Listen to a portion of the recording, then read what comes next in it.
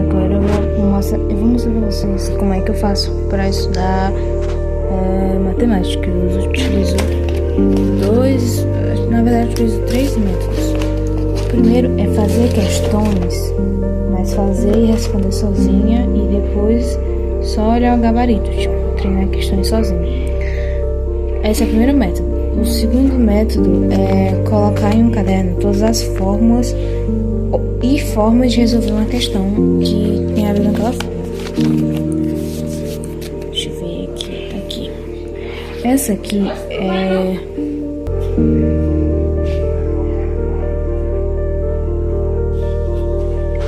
aqui é a parte de média e mediana e análise combinatória. Aqui tem média e mediana. Média, mediana e moda. Aí aqui tem as formas de resolver e a fórmula. Todo passo a passo mostrando. É muito bom ter esse caderno que mostra que tipo de questão pode vir para poder, sei lá, funcionar. Aí o segundo método é treinar questões mas não treinar resolvendo questões. Treinar a questão só assistindo a correção de várias questões. Aqui esse box de folha aqui é do Enem 2017 e 2018. Olha só, 2017 eu já fiz todo ele. Todas as questões comentadas, resolvidas, a forma como ela é resolvida. Eu já terminei 2017 e agora eu tô na questão. Eu vou pra 161 2018. Faltam só 20.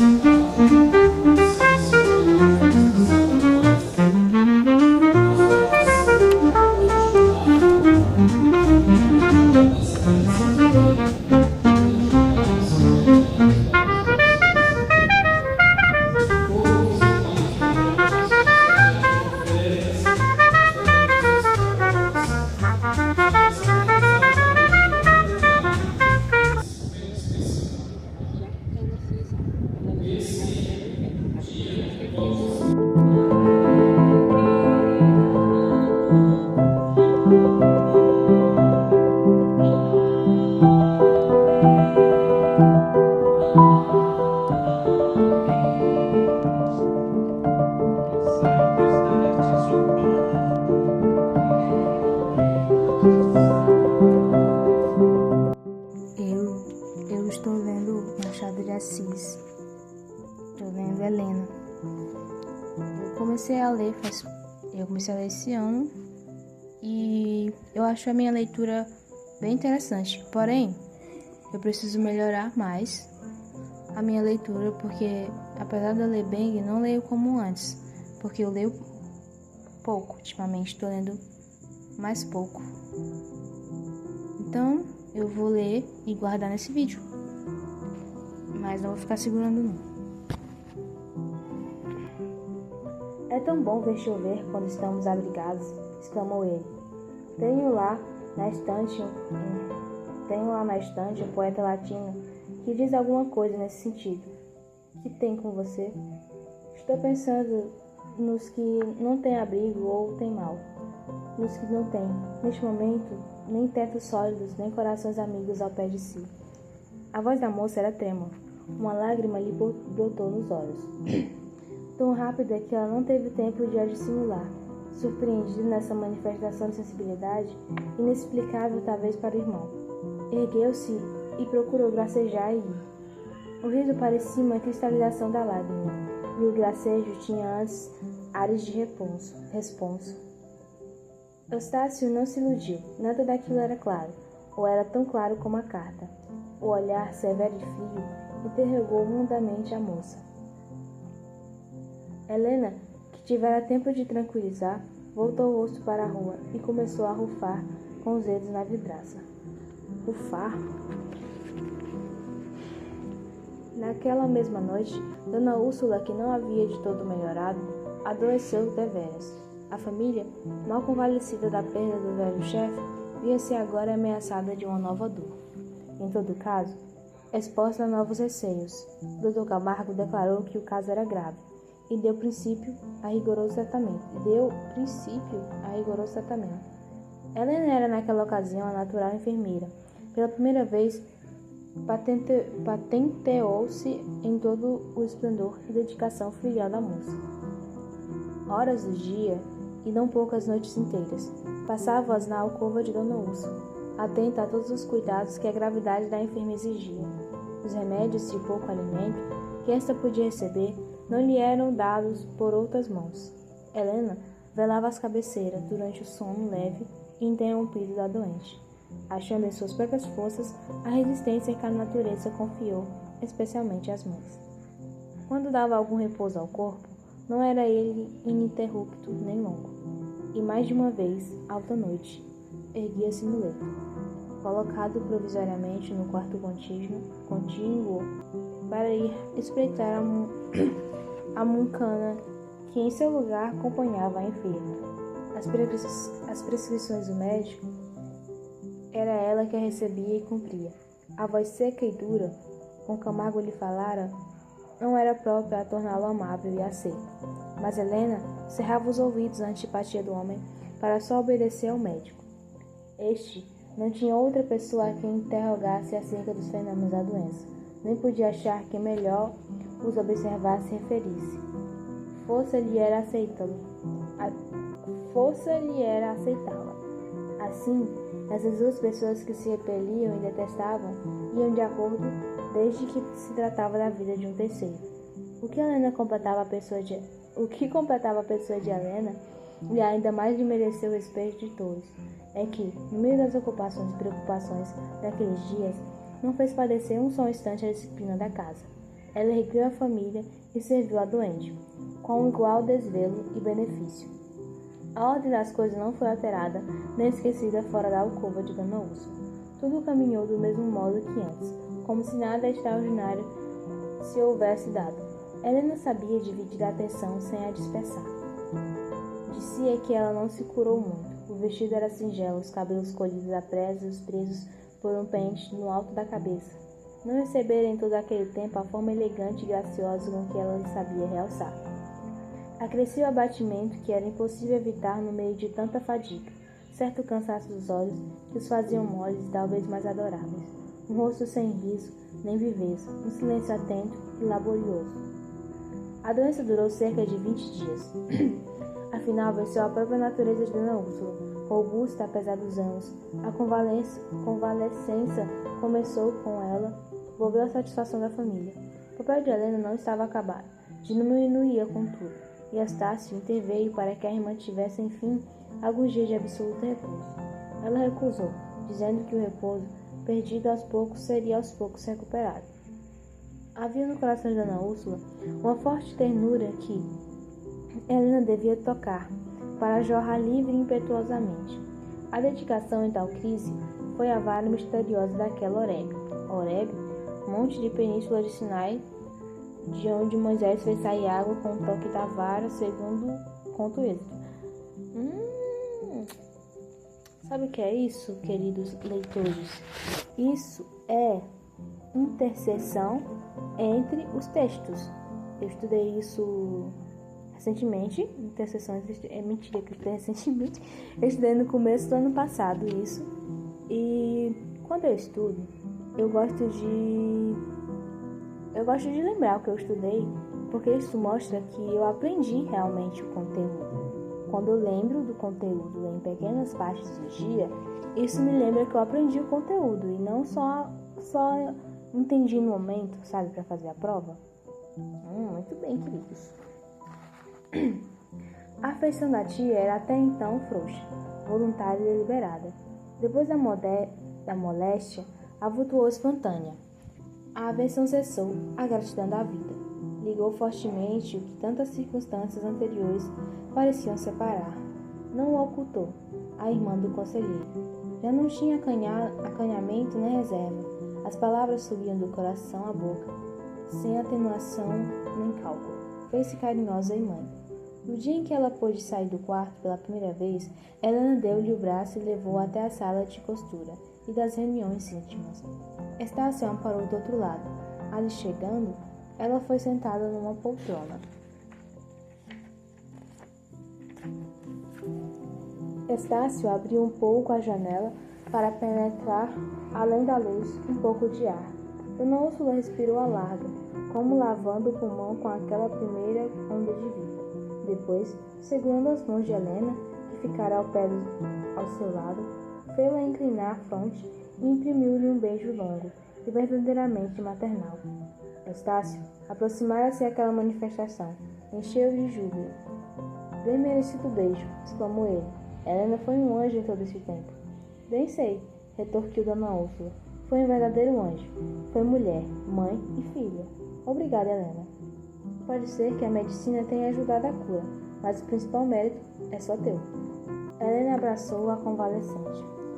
Estácio disse esta, agradeço tua irmã, como eu fiz. Estácio inclinou-se para Helena, a fim de lhe pousar na fronte um casto ósculo de irmão. Não conseguiu, porque Helena, desviando o busto, estendeu-lhe o sorriso à mão esquerda e disse: Não foi serviço que merecesse tanta paga. Basta um aperto de mão e o afeto de todos. Estácio apertou-lhe a mão e sentiu-lhe trêmula. Aquele movimento de castidade não lhe parecia exagerado, nem descabido. Achou assim mais bela, uma criatura tão ciosa de si mesma, que nem admitia a carícia do irmão. Não era digna de honrar o nome da família? A convalescência de Dona Úrsula foi lenta, e não houve mais rodeada de cuidados e atenções. Os dois sobrinhos não a deixaram um instante sozinha, e inventaram toda a sorte do recreio com que pudesse distraí-la. Jogos de família,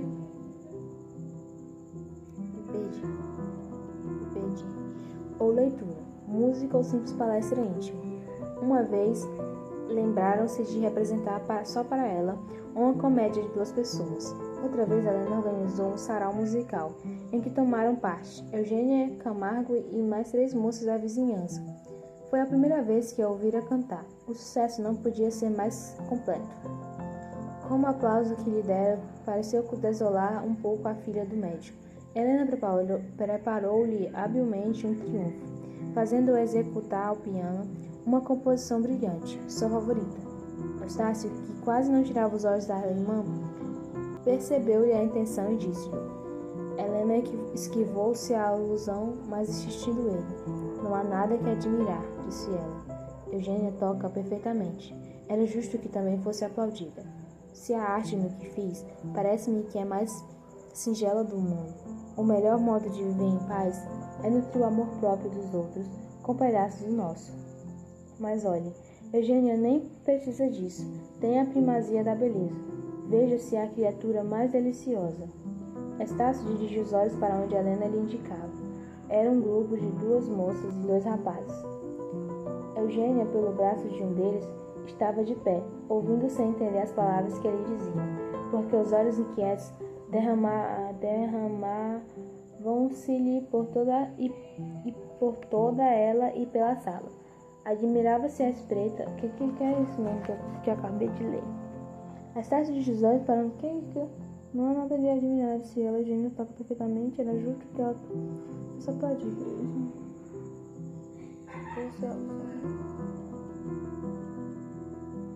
O que aconteceu aqui? O sucesso não podia ser mais completo. Helena preparou o primeiro triunfo, fazendo executar piano, uma posição brilhante para o Estácio. Os olhos da irmã percebeu a intenção e disse: Helena esquivou-se a alusão, mas assistiu ele. Estácio dirigiu os olhos para onde Helena dedicava.